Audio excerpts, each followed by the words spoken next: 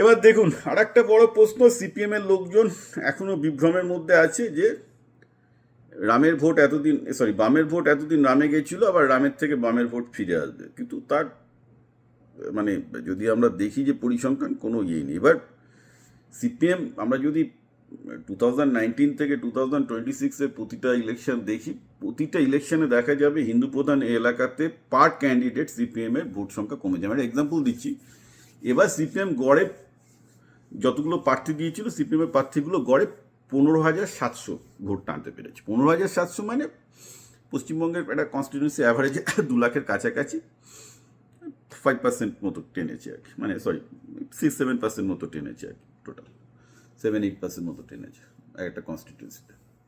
ওর থেকে ভালো করেছে আইএসএফ। আইএসএফ পেয়েছে সেখানে 27,000 মতো, অর্থাৎ প্রায় দ্বিগুণের, দ্বিগুণ না হলেও কাছাকাছি দ্বিগুণের কাছাকাছি। কংগ্রেসও খারাপ করেনি, কংগ্রেস পার ক্যান্ডিডেট করেছে 22,000। ওকে, আর একটা ইন্টারেস্টিং আপনাদের তথ্য দিই, even ISF, India secular front, যেটা কিনা আমরা একটা ইসলামিক সোশ্যালিস্ট পার্টি বলে মনে করতে পারি, তারা পর্যন্ত হিন্দু প্রধান এলাকাতে ভালো ভোট পেয়েছে, সিপিএম এর থেকে বেটার ভোট পেয়েছে। অর্থাৎ in all practical measure ISF CPM এর থেকে ইলেকশনে বেটার করেছে অন পার, আমি যদি পার কনস্টিটিউয়েন্সি বেসিসে যদি আমি দেখি, এটা নিয়ে কোনো সন্দেহ নেই। এবার এখানে একটা জিনিস খুব পরিষ্কার করে নেওয়া যায় যে এরপর, এবং আমি যেটা বলেছিলাম যে মুসলিম এরিয়াতে পার ক্যান্ডিডেট সিপিএমের ভোট দাঁড়িয়েছে ওরকম প্রায় 25,000 থেকে 27,000, আর হিন্দু এরিয়াতে সিপিএম ক্যান্ডিডেটরা পেয়েছে 10,000, যেটা কিন্তু ওদের অ্যাভারেজ 15,700 থেকে কম। আমি একদম ডেটা দিয়ে আপনাদের বলছি, আপনার ডেটা চেক করুন, that's what you get it at. তো তাহলে ব্যাপারটা এটা নিয়ে আমি আগের দিন লিখলাম এবং লেখার পর দেখতেই পাচ্ছেন যে সিপিএমের মানে অশিক্ষিত লোকজন গালাগাল দেওয়া শুরু করলো, ঠিক আছে। তো আরে ভাই, আমি একটা লজিক্যাল ডেটা পয়েন্ট লিখেছি, আমি এটাও বলছি না যে যে যে কী হবে, আমি বলেছিলাম যে কী করলে সিপিএম টিকতে পারে। কারণ সিপিএম যদি দেখুন, যখন সিপিএম ক্ষমতাচ্যুত হলো তখন আমি বলেছিলাম সিপিএম 0 বা 5% হবে, এবং আমার 2012-তে ফেসবুকের পোস্ট মিলিয়ে নিয়ে আমি বলেছিলাম সিপিএম এই যে গেল, ওদের কিন্তু একবার লোকসভা এবং বিধানসভায় বহুদিন কোনো সিট থাকবে না, দ্যাটস হোয়াট হ্যাপেন অলসো, কোনো সিট নেই, ঠিক আছে। তো প্রশ্ন হচ্ছে এখানে যে এটা একটা সিম্পল ম্যাথমেটিক্যাল ক্যালকুলেশন, যে বেসিক্যালি সিপিএম পশ্চিমবঙ্গের হিন্দুদের থেকেও বিতাড়িত, মুসলমানরা কিছুটা ভোট দিয়েছে আশায় যারা বিজেপি বিরোধিতা করতে পারে, কিন্তু যখন দেখবে যে সিপিএমকে ভোট দিয়ে বিজেপি বিরোধিতা হচ্ছে না, বিজেপির সুবিধা হয়েছে, যেটা এবার হয়েছে, সিপিএম এবং আইএসএফের ভোট কাটার জন্য বিজেপি 44টা জায়গায় জিতেছে, তখন তারা কি আর সিপিএমকে ভোট দেবে? দেবে না।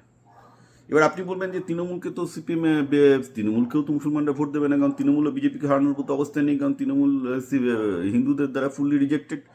আমি বলবো এইখানটাতে একটু সতর্কতা অবলম্বন করতে হবে, কারণ Mamata Banerjee is rejected, Trinamool may not be rejected. Trinamool এখনও গ্রাউন্ড লেভেল ওদের পাস অনেক better compare to any other party, right? এতদিন গ্রাউন্ডে ছিল। তো মমতা ব্যানার্জি মাইনাস, মানে Trinamool minus Mamata Banerjee minus Abhishek Banerjee with Congress যদি আসে, মুসলমান ভোট কিন্তু ওখানে কনসলিডেটেড হয়ে যাবে, কনসলিডেটেড হয়ে যাবে। সেক্ষেত্রে কিন্তু বলে দিচ্ছি, নেক্সট ইলেকশনে এমনিতে তো হিন্দু ভোট পাই না সিপিএম, মুসলমান ভোটও পাবে না। So they have absolutely zero chance to resist BJP.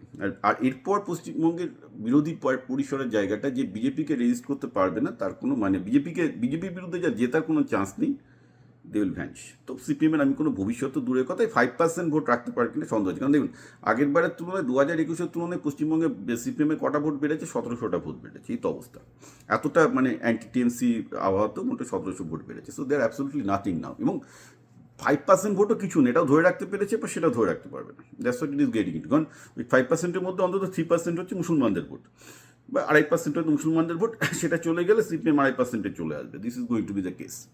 কিছু পাঁড় হিন্দু আছে যেটা সিপিএম ছাড়া জীবনে কিছু কোথাও ভোট দেবে না, ওরকম 2-3% পড়ে রয়েছে, যেটা কংগ্রেসেরও পড়ে রয়েছে 2-3%, মানে জীবনে কংগ্রেস ছাড়া কোথাও ভোট দেবে না। So that's not how you can win the election. ওটা একটা পাগলাম, ওটাকে পলিটিক্স বলে না। আমি যে আজকে পোস্টটা দিয়েছি, তারপর দেখবেন যে সিপিএমের যে লোকজন কমেন্ট করেছে, ওগুলো পাগলাম। ওটা ইলেকশন নয়, কারণ গণতান্ত্রিক ইলেকশনে আপনাকে জিততে হবে, যেটা ক্যালকুলেশন আপনার কাছে না থাকলে ইটস নট টক অ্যাবাউট। এবার প্রশ্ন হচ্ছে যে যেসব হিন্দু ভোট, বামপন্থী হিন্দু ভোট বিজেপিতে গেছিল, সেগুলো সিপিএমে ফিরবে কিনা? জিন্দেগিতে ফিরবে না। পরপর 4টে ইলেকশনে কন্টিনিউয়াসলি বামপন্থী হিন্দুরা আরও বেশি সংখ্যায় সিপিএম ছেড়ে বিজেপিতে গেছে। এর কারণ শুধু তৃণমূলকে আটকানো নয়, কখনোই একটা বামপন্থী বিজেপিকে ভোট দেবে না আনলেস ও এটাও বুঝে গেছে যে ও নিজেও একটা সফট হিন্দুত্ব এবং মুসলমানদের ভোটটা আটকানো দরকার, রাইট? তো এখানে আরএসএস প্রচারকরা সিপিএম যেভাবে লোকজনের ব্রেন ওয়াশ করেছিল, আরএসএস প্রচারকরা তার উল্টো ব্রেন ওয়াশ করেই কিন্তু এই লোকজন কিনেছে। কারণ প্রত্যেকটা ফ্যামিলিতেই, বিশেষ করে বাঙাল হিন্দু ফ্যামিলি, একটা জিনিস খেয়াল রাখতে হবে, ঘটি হিন্দুরা বেশি তৃণমূল এবং কংগ্রেস, এটা আমার নিজের এক্সপিরিয়েন্স। বাঙাল হিন্দুগুলো অনেক বেশি বামপন্থী ছিল এবং প্রতিটা বাঙাল ফ্যামিলিতে একটা দেশভাগের ট্র্যাজেডি আছে, সেই ভয়ঙ্কর গল্পগুলো চলে আসে এবং যার জন্য প্রতিটা বাঙাল ফ্যামিলি কিন্তু অ্যান্টি মুসলিম, কিন্তু তা সত্ত্বেও তারা সিপিএমকে ভোট দিত। কেন ভোট দিত আমি জানি না, এটা একটা বড় প্রশ্ন আমার কাছে, এটা নিজের একটা এনিগমা। তো সেইগুলো যখন মানে বেসিক্যালি আরএসএস প্রচারকরা করেছে, এই যে বড় শিফটিংটা হলো ভোটের, যে বামপন্থী হিন্দুগুলো সকল পুরোপুরি বিজেপিতে চলে গেল, ইট ইজ মোরলেস পার্মানেন্ট। তারপর এই বাংলাদেশের ঘটনার লোকে দেখলো, রাইট? সবচেয়ে বড় কথা, মুর্শিদাবাদে হরগোবিন্দ দাস, চন্দন দাস, এ তো সিপিএম সমর্থক ছিল।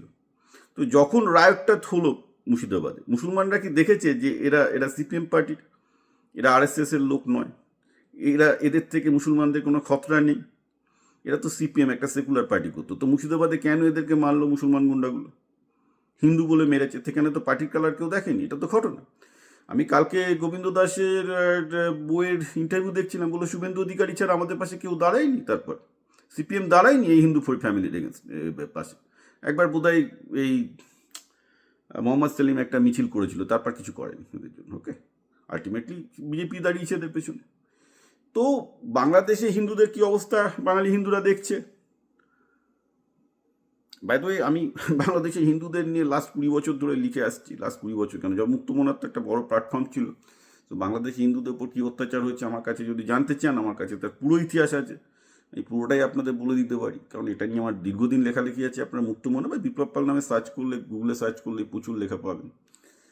আর এটা একটা অবাক ব্যাপার যে সোশ্যাল মিডিয়া ছিল না, লোকজন এই খবরগুলো পেতো না বলে আসেনি, বাট এটা ভেরি হরিফিক স্টোরি। এইবার সেকেন্ড একটা জায়গায় যাওয়ার দরকার আছে, সেটা হচ্ছে এই যে মুর্শিদাবাদে কী ঘটল। মুর্শিদাবাদে যেটা দেখতে পেলেন যে মুসলমানরা সিপিএম হরগোবিন্দ দাস এবং চন্দন দাসের উপর অ্যাটাক করলো। তাদের কালার দেখে অ্যাটাক করেছে, অ্যাটাক করে।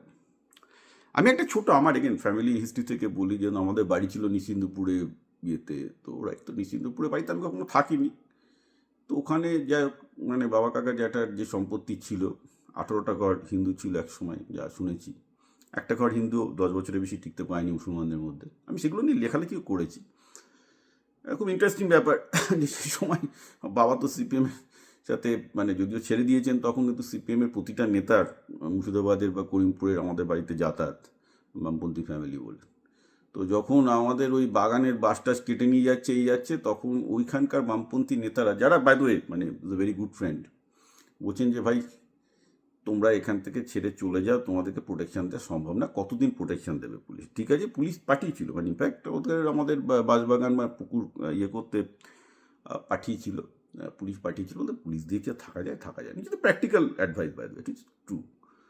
তো এখন এইটা হচ্ছে যে আপনি এখন বলবেন যে এটা হিন্দু মুসলমান ইউনিটি প্রোটেক্ট করা যায়নি মুসলমান প্রধান এরিয়াতে, এবং দেখা যাচ্ছে যে বাংলাদেশেও করা যায়নি। কেন করা যায়নি? অনেকের জন্য হজরত মোহাম্মদ বা ইসলামকে দায়ী করবেন, আমি করব না। কারণ দুবাই বা সৌদি আরবে বা যে কোনো রাজতন্ত্রে আমি বলবো, সেখানে তো দেখা যাচ্ছে মুসলমান প্রধান এলাকায় হিন্দুরা ভালো হয়েছে। আমি আবার বলেছি, কারণ আইন শৃঙ্খলা আছে, রাইট? আইন শৃঙ্খলা থাকলে আজকে ধরুন এই যে অবৈধভাবে মাছ কেটে নিয়ে যাওয়া বা পুকুরে বীজ দেওয়া, এটা কি দুবাই বা ওরকম কোনো একটা রাজতন্ত্রে কোনো মুসলমান যতই সংখ্যাগুরু করতে পারবে না, কারণ করলে তার হাত কেটে দেবে শরিয়া আইন অনুযায়ী। এটা সোজা কথা, যার ভয় কেউ করবে না। দুবাই ওই জন্য ক্রাইম অত্যন্ত কম, পুরোপুরি সেফ সিটি। আমি এটা আগে বারবার বলেছি যে গণতন্ত্রে ইসলাম ডেঞ্জারাস। কী হবে না, যেখানে হিন্দুরা সংখ্যালঘু সেখানে ওরা জানে যে হিন্দুদের সম্পত্তি দখল করলে একটা কমিশন পার্টির নেতাকে দিয়ে দিলে হবে। এটাকে আমি আবার বলছি, আপনারা ইসলাম বা মুসলমানদের নামে দেবেন না, এটা পুরো একটা গণতন্ত্রের সমস্যা। আমি আবার যার জন্য আমি গণতন্ত্রের খুব একটা বড় ভক্ত নই। আমি ছোটোবেলা থেকে গণতন্ত্রে কী হয় দেখে এসে গণতন্ত্রের প্রতি ভক্তি আমার অনেক দিন আগে চলে গেছে। দেখেন, আমি কমিউনাল লাইনে বলবো না, বলতে এটাই চাইছি যে গণতন্ত্রে ইসলাম ইজ ভেরি ডেঞ্জারাস। যে কোনো রাজনীতি মানে যে কোনো ধর্মই ডেঞ্জারাস, এবং ধর্ম আরও ডেঞ্জারাস। এটা কাজাকিস্তান থেকে শুরু করে সব জায়গায় প্রমাণ করে দিয়েছে, যার জন্য যেসব জায়গায় ইসলামিক শাসনগুলো সফল হচ্ছে সব জায়গায় ইসলামের উপর স্ট্রিক্ট নির্দেশ আছে যে মোক্তা মুল্লি বা কেউ থাক, তাকে সোজা কথা অটোক্র্যাটিক সিস্টেম মেনেই চলতে হবে, কোনো গণতান্ত্রিক সিদ্ধান্ত দেওয়া হবে না, না নিলেই ওরা একদম মানে ছাড়খাড় করে দেবে একদম পুরোপুরি। ওকে, সেটা সব জায়গাতেই হচ্ছে। পাকিস্তানে তো চোখের সামনে দেখতে পাচ্ছেন, বাংলাদেশে মোহাম্মদ ইউনিস যখন ছিল সবাই দেখেছে যে বেসিক্যালি মুসলমান একটা দেশকে পুরো ছেড়ে দিলে, পুরো যদি কিছু মানে স্বৈরতন্ত্র না থাকে ছেড়ে দিলে কী অবস্থায় গণতন্ত্রের পথে মবরা কী করতে পারে, এবং সেখানে আদৌ কোনো সংখ্যালঘু থাকতে পারে কিনা। মানে ইউনিসের সময় হিন্দুরা কিরম ছিল তো সবাই দেখেছে, চোখের সামনে দেখেছে, রাইট? তো এইবার প্রশ্ন হচ্ছে যে সিপিএমকে এইগুলো হিন্দুদের এই কনসার্নগুলো, এই সিকিউরিটি কনসার্নগুলো অ্যাড্রেস করেছে? কখনো অ্যাড্রেস করেনি। আর আপনি বলবেন শিক্ষা নিয়ে অ্যাড্রেস করেছে, ওখানে ঠ্যাঙ্ক করেছে। পশ্চিমবঙ্গের শিক্ষা এখন ক্লাস 6-এর লোকজন পর্যন্ত একটা লাইন লিখতে পারে না। আর এই নয় যে 34 ইয়ার্সে সিপিএম শিক্ষা নিয়ে কিছু করতে পেরেছে, টোটাল ব্যর্থ, রাইট? শুধু মাস্টারমশাইদের স্যালারি বাড়িয়েছে, সেটা কিছু করতে পারেনি। স্বাস্থ্য তো পশ্চিমবঙ্গের হসপিটালগুলো উঠেই গেছিলো পশ্চিমবঙ্গের হসপিটালগুলো, রাইট? আর ইন্ডাস্ট্রি কত তো ছেড়ে দিন, ওরা তো বিল্লাকে তো একটা ইউটিউবে ভিডিও এসছে, আপনারা দেখবেন, মানে এখন এইসব ভিডিওগুলো আসছে যে সিপিএম 34 বছরে কীভাবে ইন্ডাস্ট্রি তাড়িয়েছে। হ্যাঁ, এই বিল্লা গোষ্ঠীকে কীভাবে তাড়িয়েছিল পুরো ভেবে দেখুন। একজন পশ্চিমবঙ্গের সবচেয়ে বড় ইন্ডাস্ট্রিয়ালিস্টের প্যান্ট খুলে তাকে জাঙ্গিয়া পরিয়ে 500 ফিট হাঁটিয়েছিল। এটা পশ্চিমবঙ্গের বুকে সিটু করেছে 1977-এ। আপনারা জানেন না, যারা সিপিএমের জানেন না, যারা শুধু মাসুল সমীকরণ নীতিকে দোষ দেন, তারা এটাও জানবেন যে পশ্চিমবঙ্গের বুকে আজকে আদিত্য বিড়লার বোধহয় ঠাকুরদা বা বাবাকে জাঙ্গিয়া পরিয়ে 500 ফিট হাঁটানো হয়েছিল। That is what CPM. এরপরে কোনো পশ্চিমবঙ্গে কোনো ইন্ডাস্ট্রিয়ালিস্ট আসবে না, থাকার চেষ্টা করবে, হয়নি। তারপর আমরা gradually of seen the Exodus of this, কারণ তিনি বিড়লা পুরোপুরি পশ্চিমবঙ্গ থেকে ইনভেস্টমেন্ট তুলে নিয়ে সরাসরি তারা মুম্বাই চলে যায় আফটার দিস। এরকম প্রচুর প্রচুর ঘটনা ঘটেছে, বলে লাভ নেই। এগুলো যাদের একটু খোঁজার ক্ষমতা আছে তারাই দেখতে পারে। তো এখানে একটা তো হচ্ছে হিন্দুদের সিকিউরিটি, ফিজিক্যাল সিকিউরিটি, সেকেন্ড হচ্ছে চাকরির প্রশ্ন। এটা তো সবাই জানে যে পশ্চিমবঙ্গে বৃদ্ধাশ্রম হয়ে গেছে। BJP is the best bet যে পশ্চিমবঙ্গে শিল্প আসবে এবং এসে অন্তত অন্যান্য জায়গা থেকে, যেসব জায়গা থেকে পশ্চিমবঙ্গ থেকে লোকজন চলে গেছে তারা ফিরবে। এটা তো যে কোনো হিন্দুই জানে, রাইট? তো মুসলমানরাও জানে যে এটাই তো তাদের বেঁচে থাকার বেস্ট বেট। তো সেটাও একটা ভালোবেসে দেখার আছে, রাইট? যে সিপিএম আসলে তো আবার সেই চলছে না, চলবে না, এই করবে। তো ইন এনি কেস এগুলো বলে লাভ নেই। সিপিএমের লোকগুলো কমপ্লিটলি ডিসইলিউশনাল। তাদের বেঁচে থাকার একটাই মাত্র পথ ছিল নতুন টাইপের বাঙালি বামপন্থা, যেটা নিয়ে আমি একদিন লিখেছি, ল্যাটিন আমেরিকার মডেলকে ফলো করা, ল্যাটিন আমেরিকা থেকে শিক্ষা নেওয়া, ল্যাটিন আমেরিকায় কীভাবে বামেরা পুরো হেরে গিয়ে নিজেদের পুনর্জীবিত করেছিল লেনিনিজম মার্কসিজম ছেড়ে দিয়ে লিবারেশন থিওলজি থেকে, অর্থাৎ ধর্মের মধ্যে থেকে, মাটির দর্শন থেকেই তারা একটা, কারণ বামপন্থা একটা প্রতিবাদী আন্দোলন এবং প্রতিবাদ থাকবেই, কারণ যাই বলুন না কেন যখনই একটা ইন্ডাস্ট্রি আসবে তখন মালিকদের একটা অত্যাচার থাকবে, কিছু করার নেই। It's the way it works, the nature of the game, nature of the world, right? তো তার একটা প্রতিবাদী প্ল্যাটফর্মও থাকা দরকার। সেই প্রতিবাদী প্ল্যাটফর্ম ডেফিনেটলি যদি বাংলার মাটি থেকে উঠে আসতো, বাংলার দর্শন থেকে উঠে আসতো, সিপিএমকে তাও লোকে শুনতো। কিন্তু ওই লেনিনিজম মার্কসিজম করে হবে না। লেনিনের মূর্তি ভেঙেছে, আমাকে একদিন জিজ্ঞেস করছে যে আপনার মতামত কেমন। 2011 সালে মমতা ব্যানার্জি যে লেনিন আর হোচিমিনের মূর্তি ভাঙেনি, তার জন্য আমি তৃণমূলকে গালাগাল দিয়েছিলাম। এই সমস্ত কমিউনিস্ট নেতাগুলো যেগুলো মানে লেনিন একটা পার্টি, আমি এর আগেও বারবার বলেছি, একটা অসম্ভব রকমের ধপবাজ এবং হিংসাত্মক ক্যারেক্টার। লেনিন স্ট্যালিন দুজনেই একটা হিংসাত্মক ক্যারেক্টার। ওকে, পৃথিবীর ইতিহাসে এটা কত লোক মেরেছে তার ঠিক নেই। তো এরকম দুজন খুনির মূর্তি পশ্চিমবঙ্গে রাখা পশ্চিমবঙ্গের বিদ্যা বুদ্ধির জন্য, শিক্ষার জন্য লজ্জাজনক। ওকে, এটা আমি আজ থেকে 20 বছর ধরে বলে আসছি। সিপিএমের সময় বলতে একটু ভয় লাগতো, সিপিএম চলে যাওয়ার পর তৃণমূলের সময় বারবার করে বলেছি, I have no respect for that. এটা বামপন্থী না, একটা জিনিস খেয়াল রাখবেন, লেনিন বামপন্থী নয়, লেনিন দক্ষিণপন্থী। এটা বলেছিলেন চমস্কি, নন চমস্কি, যাকে আজকে গোটা পৃথিবীর বামপন্থীরা শোনে। তিনি, তার একটা ভিডিও আছে ইউটিউবে, তিনি লেনিনকে নিয়ে কি বলেছেন শুনবেন। একজন খাঁটি বামপন্থী বলছে লেনিন অ্যাকচুয়ালি দক্ষিণপন্থী, কোনো বামপন্থী নয়, খুনি দক্ষিণপন্থী। দ্যাট ওয়াজ হিজ, মানে আপনাদের সবচেয়ে বিলাভেড বামপন্থীর এটা হচ্ছে ডিরেকশন। তো এটা এখন মুশকিল হচ্ছে এই যে আজকে বামপন্থী হিসেবে যারা পড়ে গেছে অধিকাংশই পড়াশোনা না জানা অশিক্ষিত লোকজন। এটা আমি কমেন্ট দেখে বুঝতে পারছি, যাদের ভালো কথা বললেও বুঝতে পারে না, মানে কালিদাস টাইপের লোকজন, মূর্খ টাইপের লোকজন আর কি। তো এদের দিয়ে আর কী হবে, এদের দিয়ে কিছু হবে না। এবং পশ্চিমবঙ্গে বামপন্থীদের নিয়ে আমার মনে হয় এত কথা খরচ করেও খুব একটা লাভ নেই। I think they are gone case. পশ্চিমবঙ্গে প্রতিবাদী একটা প্ল্যাটফর্ম থাকা দরকার ছিল।